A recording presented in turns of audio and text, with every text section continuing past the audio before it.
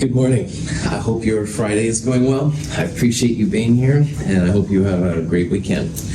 Quick reminder that Monday, 1:10 p.m. for lab. You'll turn in the nomenclature lab that we did on Monday. Problem set 3 is up, and problem set 3 has a lot of naming problems, which will be pretty chill after the lab. It also has what we're going to talk about today, the grams, moles, molecules thing, which is similar to problem set 2's grams, moles, atoms. Avogadro's number applied to molecules. It's usually not too bad. There's also the empirical formula, molecular formula, which we'll start talking about today. Quiz 3 will only have naming and grams, moles, molecules kind of stuff. There won't be empirical formula, molecular formula stuff. But the lab on Monday is an empirical formula lab. We'll actually find the empirical formula of a copper chloride. If you have safety goggles, Monday's the day to bring them, all right? We're going to have flames, you're going to have vacuums, and all kinds of dangerous stuff. And I need to keep you all as safe as possible. So anybody at your table has this stuff going, you've got to wear goggles and stuff. A pair from the dollar store is great. If you have a fancier pair, even better. If you don't bring any on Monday, I won't kick you out of lab, but you will have to wear one of the loaner goggles that we have. They're not as nice as your own, but they totally work. Something to keep you safe. Any questions on any of that? All right. So acids, bases, and hydrated compounds. I need to talk about here real fast before we go to Avogadro's number stuff. And like we talked about a little bit on Monday, acids are great sources of energy along with bases. So an acid is so important to chemists that usually the H is listed first when you see an acid title. So HCl, the H is first. That tells the hip person that you have an acid, hydrochloric acid. Sulfuric acid and hydrochloric acid and nitric acid for that matter too, probably the most famous acids, but there are literally thousands of acids out there. And we'll talk more about them, but if you see that H listed first, it at least has the potential to be acidic. Now, bases are also great sources of energy. A base is a metal hydroxide. Hydroxide is a polyatomic ion, OH minus. And when it's connected to a metal like sodium hydroxide or potassium hydroxide, it becomes a base. And just like there's a lot of energy with acids, there's a lot of energy with bases as well. And again, there are thousands of bases. The most important ones are probably these 3 right here. Sodium, potassium, and lithium hydroxide are very soluble in water, and that becomes important for their reactivity. Now, a lot of other things have OH in them, but they aren't bases. So, for example, HOH or H2O is water, but that's not a base, all right? Drinking alcohol the formula is C2H5OH. But C2H5, or having another H there, those aren't metals, all right? And metals are everything left of the metalloid line, and that does not include hydrogen in this context. So just realize a lot of things have OH, but they're not bases. We'll talk a lot more about bases as we go through the class, but for right now, just realize metal hydroxides, source of lots of energy for science. Hydrated compound, copper sulfate pentahydrate, is heated. The water molecules associated with the ionic solid are driven off, leaving copper sulfate with no associated waters. This compound is called anhydrous copper sulfate. Metals and nonmetals together sometimes can take water molecules, and that water molecules kind of like stick to them. And it's not a real hardcore bond. The water molecules can be pushed off. But when the water molecules are on, it turns what was initially there in the video, a really blue color, into kind of a white color. So these are called hydrated compounds. And it's only usually for like metals with a nonmetal. They're often polyatomic ions, but not always. And it's something that we won't run into a lot, but if you hear it or you see it, I want you to know what it is. So notice here, this is copper 2 sulfate with some waters. This is copper 2 sulfate without waters. So water, when it connects to a metal, that's when it becomes one of these hydrated compounds. And they're usually pretty cool colors, really intense blues and greens and stuff like that. Once in a while, if you ship something, it'll say, if this is blue, there it means water has gotten in there, something like that. Well, that's because those are hydrated compounds, and if the water can connect to them, it turns a color. It's a good indicator if you have something that has to be kept dry. If you haven't seen it before, then don't lose any sleep about it. Naming them is pretty chill. It's always the regular name and then a Greek prefix hydrate. So as an example of what I mean here, CuSO4. SO4 is sulfate. It's a -2 charge. Copper is a transition variable charge metal, but in this case, that -2 of the sulfate will be balanced by a copper +2. So this is copper 2 sulfate. And since the waters are there, we're going to give it Greek prefix hydrate. So pentahydrate. Copper 2 sulfate, pentahydrate would be the name. Here's just some more examples. This is magnesium sulfate, heptahydrate. So magnesium doesn't need a Roman numeral because it's a group 2A fixed charge metal. Magnesium sulfate. 7 is hepta in the Greek world, so heptahydrate. This is nickel 2 chloride hexahydrate. Hexa is 6. And once in a while, if you see the term anhydrous used with one of these, that just means it doesn't have the water. So for example, let's say we had this one right here, the copper 2 sulfate pentahydrate, and we wanted to make it without the water, turn it from blue back to white. It's usually not too hard if you just heat it up pretty heavy. So anhydrous copper 2 sulfate would be just the copper 2 sulfate with the waters connected to it. Questions on that? All right, about this time, we've seen so many atoms and the different combinations they come together. So we've seen variable charge metals, nonmetals, fixed charge metals, nonmetals, nonmetals, nonmetals, acid bases, hydrated compounds, blah, blah, blah. You're not alone.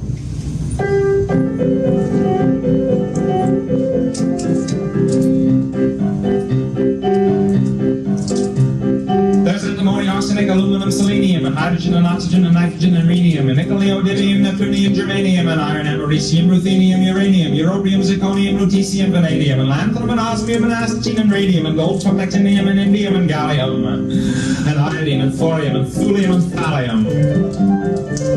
There's yttrium, ytterbium, actinium, rubidium, and boron, gadolinium, niobium, iridium, and strontium, and silicon, and silver, and samarium, and bismuth, lithium, beryllium, and barium.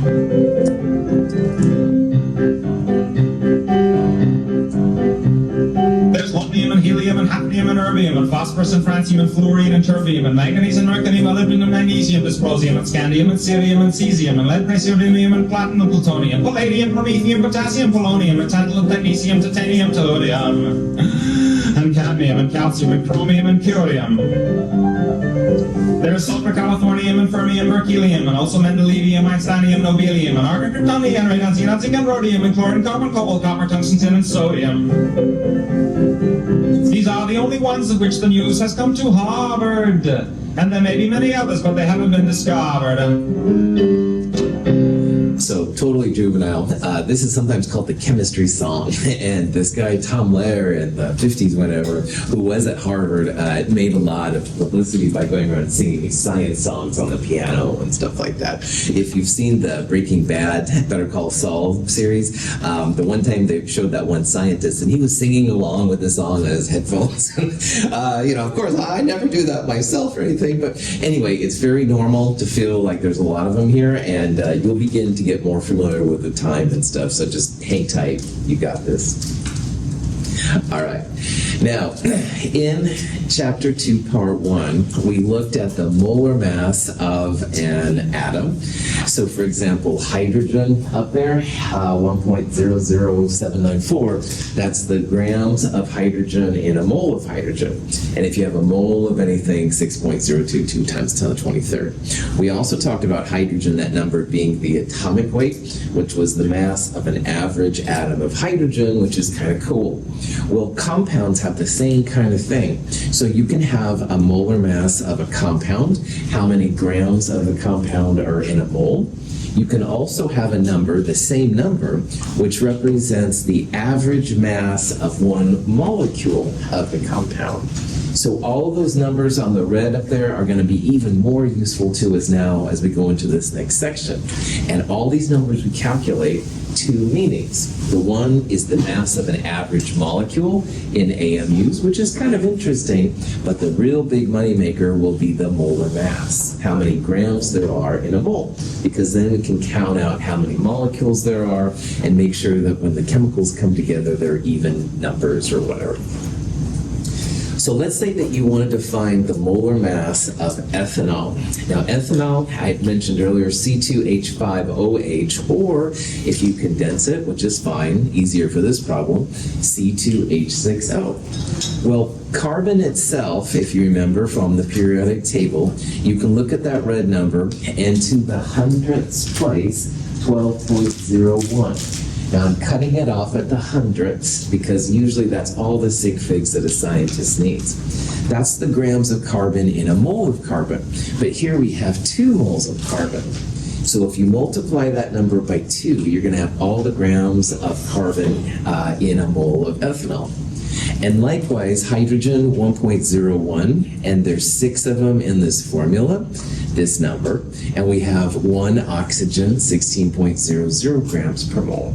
Well, if you add up these 3 numbers together, you get this number, 46.08, and that's the grams of ethanol in a mole of ethanol. So if you weigh out on a scale, like we did last density lab, 46.08 grams, you will have a mole of ethanol. And in your mole of ethanol, you'll have 6.022 times 10 to the 23rd molecules. Yeah, I heard like alcohols is like chemistry. Does it mean like that, like the basic one, or is it... The most basic one is methanol, which is used sometimes for cleaning things and stuff. Ethanol would be the second part there. Yeah, there's a whole family of alcohols. Absolutely. Good call. We'll talk about that in Chem 222. So, excellent. You're going to be calculating a lot of molar masses in a class like this, and it's important to know how to do it manually, like I showed you right here. But it's also really cool if you have an app on your phone to do molar mass, and you bet they're out there, and most of them are free. There's paid ones, but I don't usually recommend doing it. You can also find websites that will calculate molar masses. So you'll put in a formula like NaCl and push a button, and out will come the numbers. And I use these, and you can too, but there's nothing wrong with doing it the old school way as well. So if you look for a molar mass calculator on your phone, sometimes on the calculator, although it's not as common, but on the web, definitely, you can find these, and it does make your life a little bit easier. Tylenol is another another molecule. Now again, a lot more atoms than ethanol, but similar idea. So if you count up 8 carbons, 9 hydrogens, a nitrogen, and 2 oxygens, this is the number you get, 151.16 grams per mole. Now, 4 sig figs is kind of the way to go.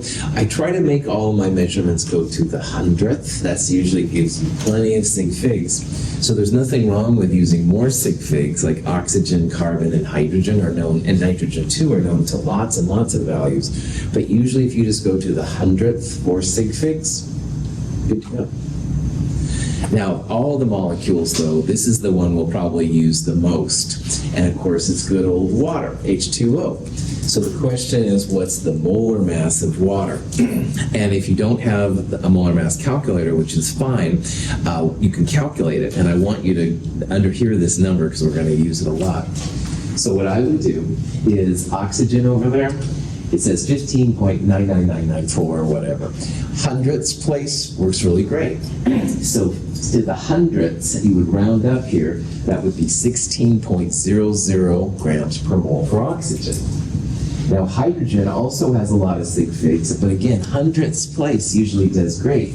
So it's 1.00, I'll cut it off, the next digit is a 7, so you round up. 1.01 is a great molar mass for hydrogen most of the time. So if you have 2 hydrogens times 1.01 plus 16.00, you're going to get a molar mass that goes through the hundreds like these, 18.02. And we're going to use this number a lot, all right? So just water is the most common. CO2 probably second, but water dominates and stuff. So 18.02 grams per mole is the amount of water. Now the density of water is about 1 gram per milliliter. So if you have 18 milliliters of water, that's going to be 18 grams roughly, and that's a mole, and that's 6.022 times 10 to the 23rd. So your little tiny bit of water, 6.022 times 10 to the 23rd molecules of water.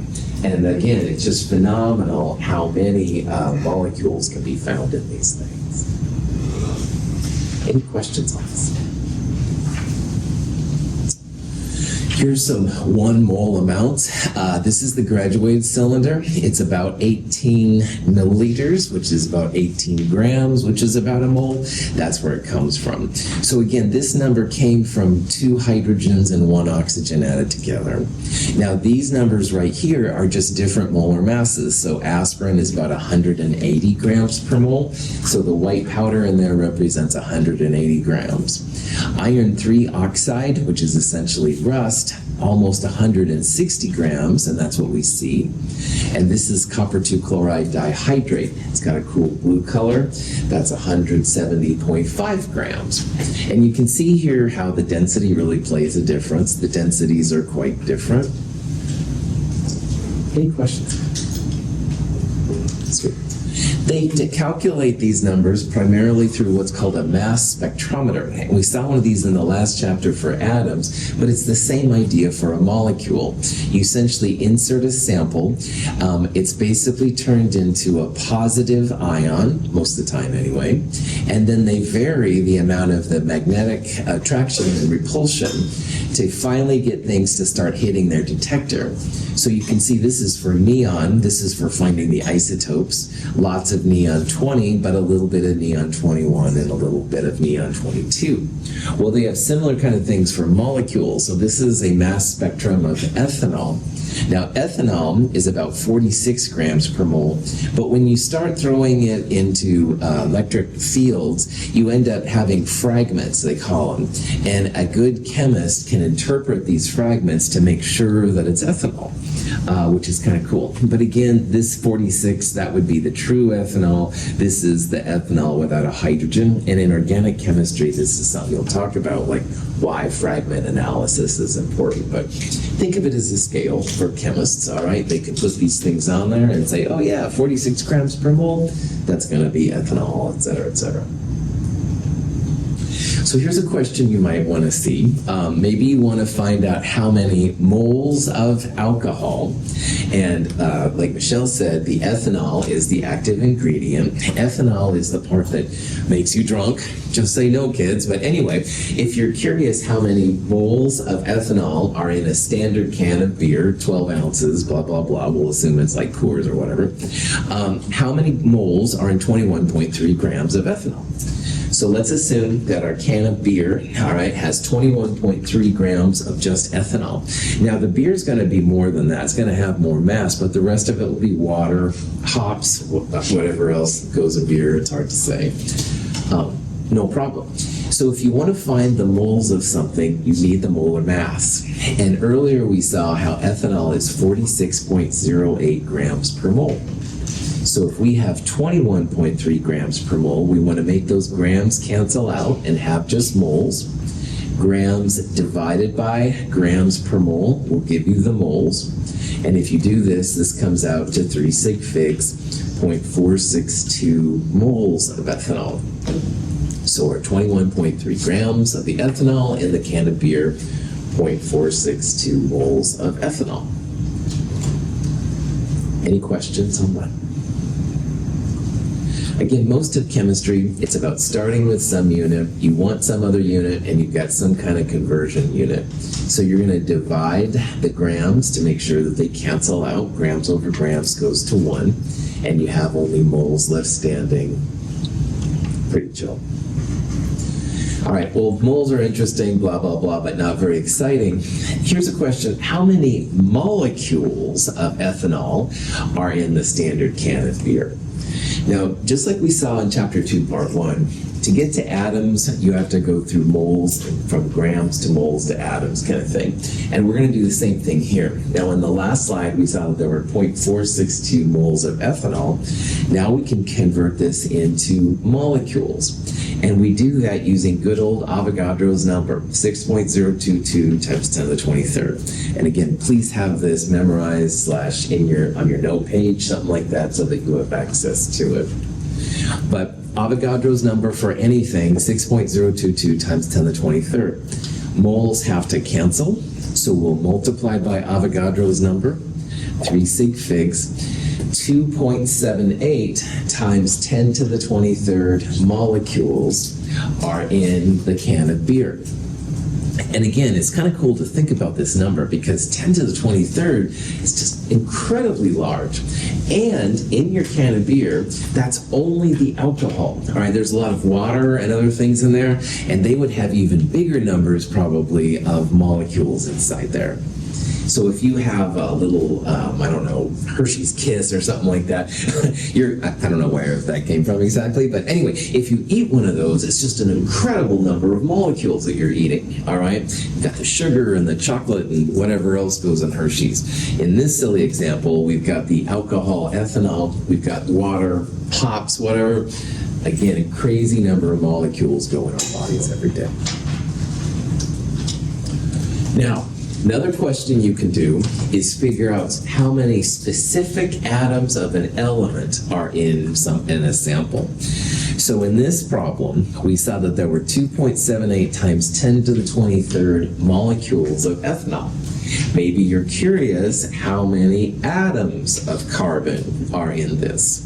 No problem. The formula is C2H6O. There's 2 plus 6 plus 1, 9 atoms total.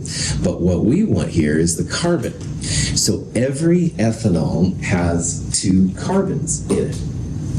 So if you take this number of molecules and you multiply it by 2, that's going to give you the total number of carbon atoms. And I was already, going crazy here over the big number of molecules of ethanol.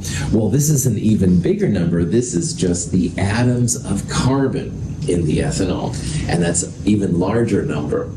So ethanol is a mixture of all these atoms together. If you wanted to know just one specific atom, that's what you do.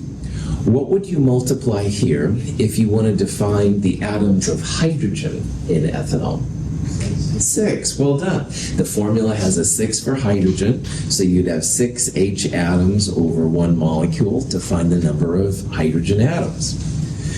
If you want the total number of atoms, let's do it all. All right? Well, there's 2 plus 6 plus 1, 9 atoms total. So you take the number from before, this number, the molecules. There are 9 atoms per molecule. So there are 10 to the 24th here atoms total in the 21.3 grams. So we already were able to bump it up a power of 10 by thinking of the number of atoms. And again, you're probably getting sick of me talking about this, but it's incredible how many atoms and molecules and stuff that a person consumes in their day-to-day life. So, question? Okay. The last topic we're going to talk about is empirical and molecular formulas. And why this is kind of important is because chemists basically get paid for 2 things. Number 1 is separating out things. So Mother Nature gets everything in a mess if you go dig in Mother Nature. So chemists have to separate, for example, the gold from the earth. Like this is what they do in certain gold mines and stuff. So separation is a big thing that chemists get paid for. But the other thing that chemists get paid for a lot is identification. What is this compound? All right. You find a random compound in your basement. You don't want, what is it? All right. You probably don't want to drink it or sniff it because poisonous. Who knows, right? Hopefully you have some idea, so that's maybe not as relevant. But if you truly don't know, you want to be careful here. All right. You're all important people. You don't want to be messing around. So chemists have ways to figure out what something is. Along the way to figuring out the identity of a compound, though, there's like 2 steps, all right? And one step gives you the empirical formula, the smallest ratio of atoms. But when a chemist is going to tell you that this is what it is, you actually need a molecular formula. So we're going to, a lot of times in these problems, we're going to calculate an empirical formula first and then convert it to the final molecular formula. Molecular formula is kind of the holy grail of this chapter, all right? That's what we want. But along the way, we're going to have to go through empirical formula to make it happen. So we're beginning to talk about how chemists identify compounds, all right? And empirical and molecular formulas are kind of part of it. So if you have an unknown compound, there are several devices that can be used that send it through a machine, and the machine will spit out the percent by weight or percent by mass of your element, all right? So as an example of how this works, let's say we take our ethanol and we push it through one of these machines. You'll get out numbers like this. And ethanol, as it turns out, 52.13% carbon, 13.15% hydrogen, and 34.72% oxygen. Now, this is not as helpful to chemists as having the formula, the molecular formula, C2H6O. But this is what happens a lot of times. Atomic absorption is the way that I use mostly to find these percentages. And there are several other variations of it, but you need to find out, first of all, like what percentage of elements you have. And it's also nice to know that you have CH and O, but for example, no nitrogen or no uranium, all right? So this is like the first level of identifying a new compound. Any questions so far? Nitric oxide is great as a substance because you can breathe it and it stays only in the lung and it doesn't cause any effects outside of the lung. Nitric oxide is made by cars and combustion engines and lightning, and then it is oxidized by oxygen or ozone in the atmosphere to nitrogen dioxide, which is even 10 or 20 times more toxic than nitric oxide. Nitric oxide is an extremely reactive free radical molecule which grabs the iron on the receptor enzyme and yanks it out of the plane of the ring and breaks up the enzyme. It's a very reactive molecule.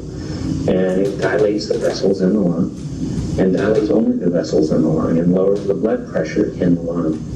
And is very useful both for babies and for adults with respiratory difficulty.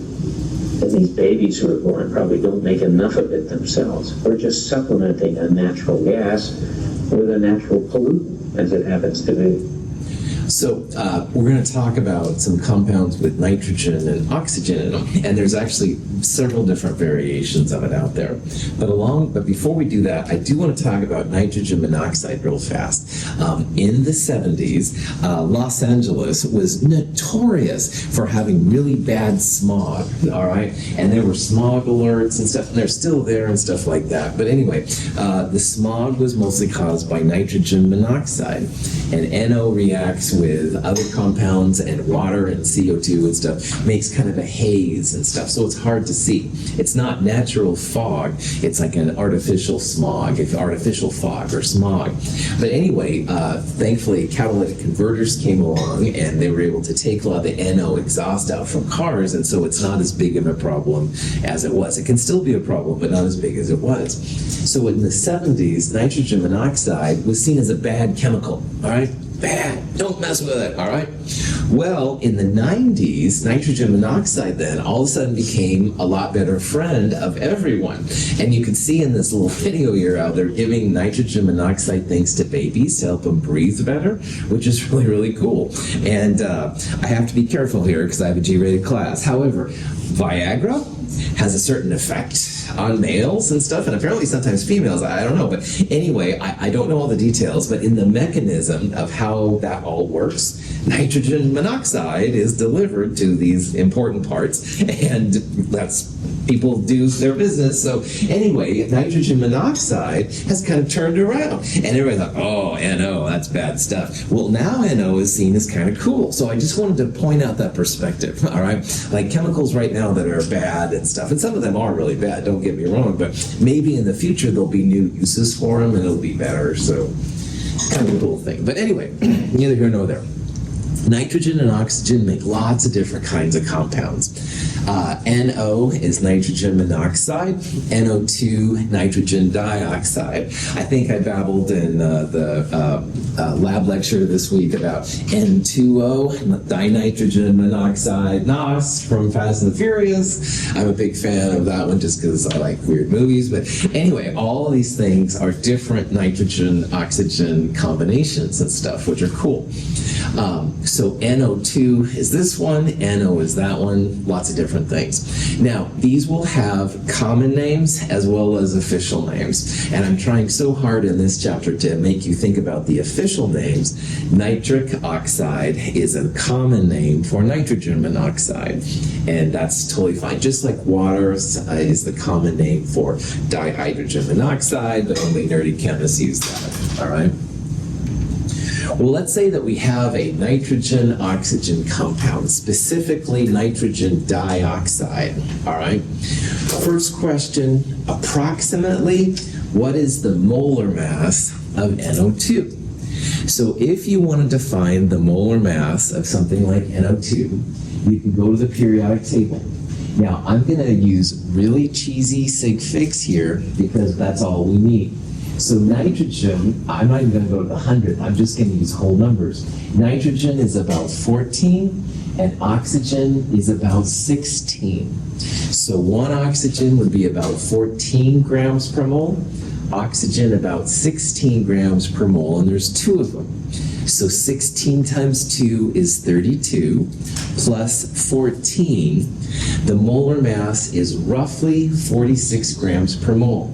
And this is another trick, all right? You can use all the sig figs you want to get the best values, 100%, all right? However, sometimes, if you're in a pressure, running out of time on a quiz, whatever, sometimes using these cheesy sig fig things can help you with molar mass values. So roughly, the molar mass is about 46. We could do a better job taking all the time to count up the sig figs, but for right now, that's fine. Because really what I want to talk about is how you find the weight or mass percent of nitrogen and oxygen in NO2. And to find a weight percent or a mass percent, what you want to do is you want to divide by the molar mass of the compound. So we saw earlier that the molar mass is roughly 46 grams per mole. I think I'm going to show you a better version here in a little bit, but it'll be a number like that, okay?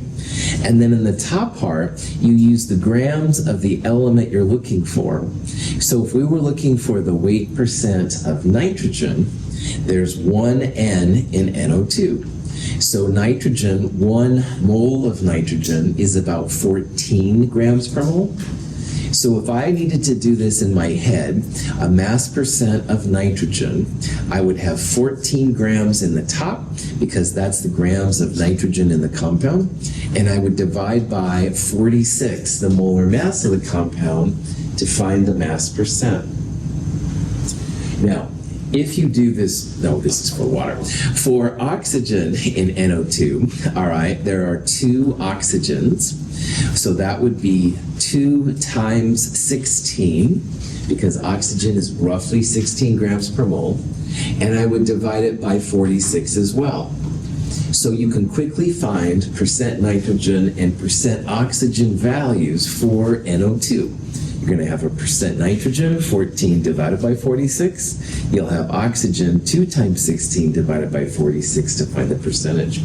What will the percent nitrogen and percent oxygen equal when you add them up? 100%. Well done. So if you remember all these things, you can do it pretty fast. I saw a couple of questions. Since we're looking for like NO and non-NO2, would it just be 16 plus 14? Cool. So NO, you would have 30 in the bottom. But here we're looking at NO2.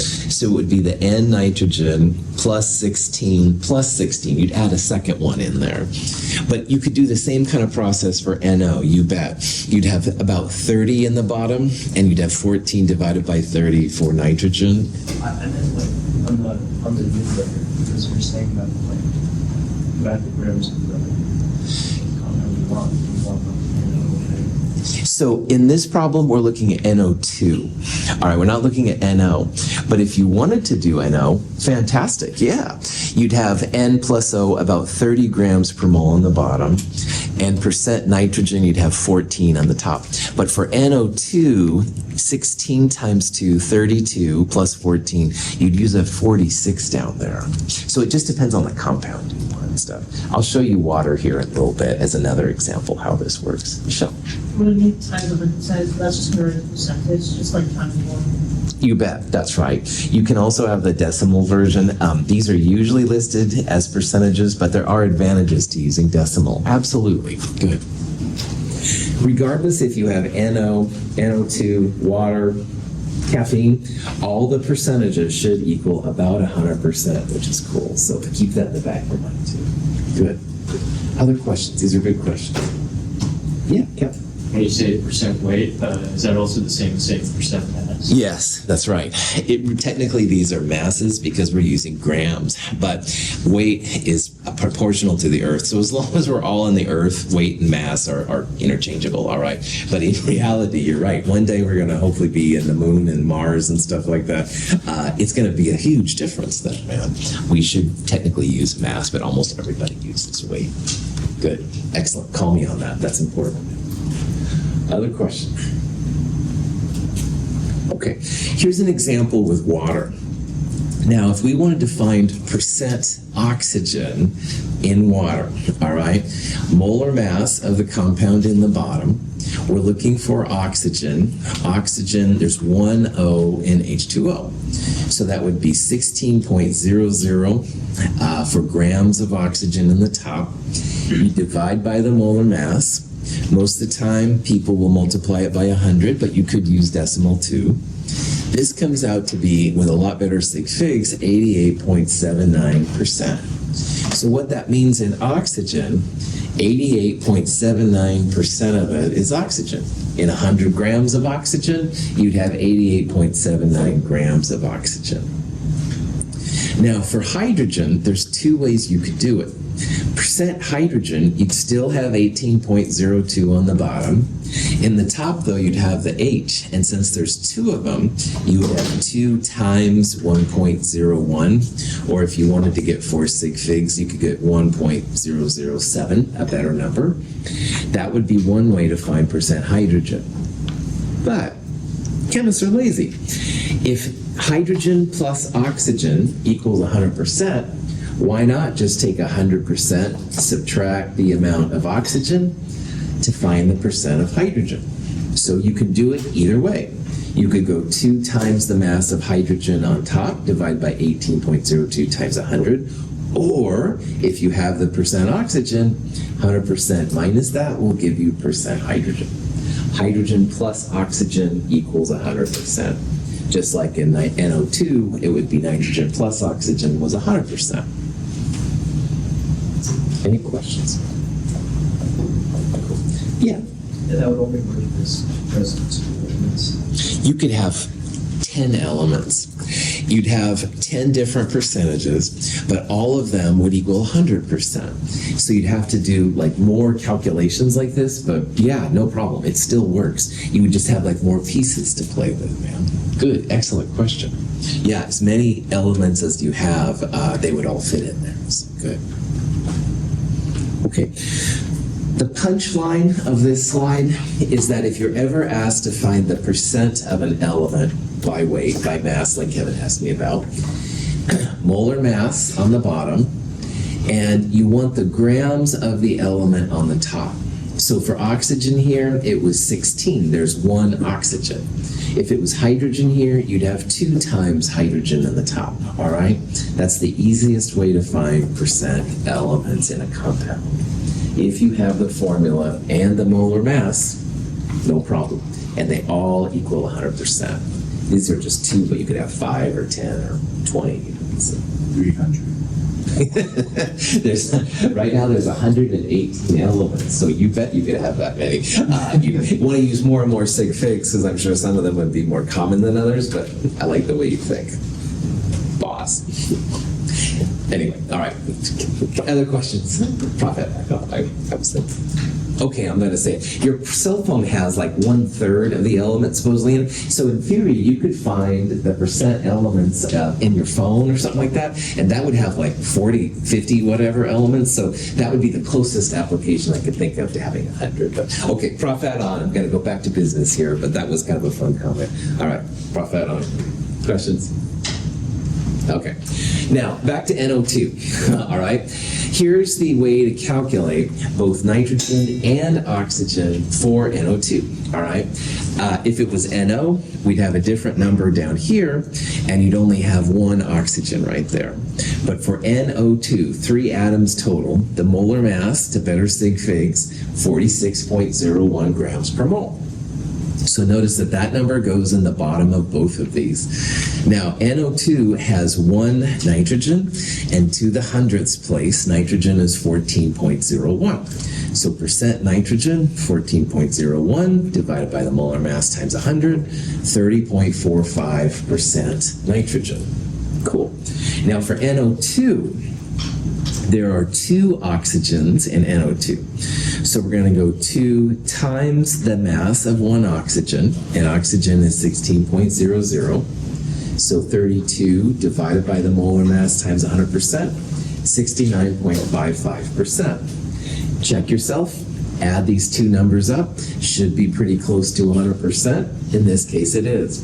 And just FYI, once in a while, because of sig figs and the uncertainties in measurements, sometimes you'll end up with like 99.99 or something, and that's okay. All right, it should be very, very, very, very close to 100%, but you do sometimes see things that are a little bit less, or even on occasion a little bit more.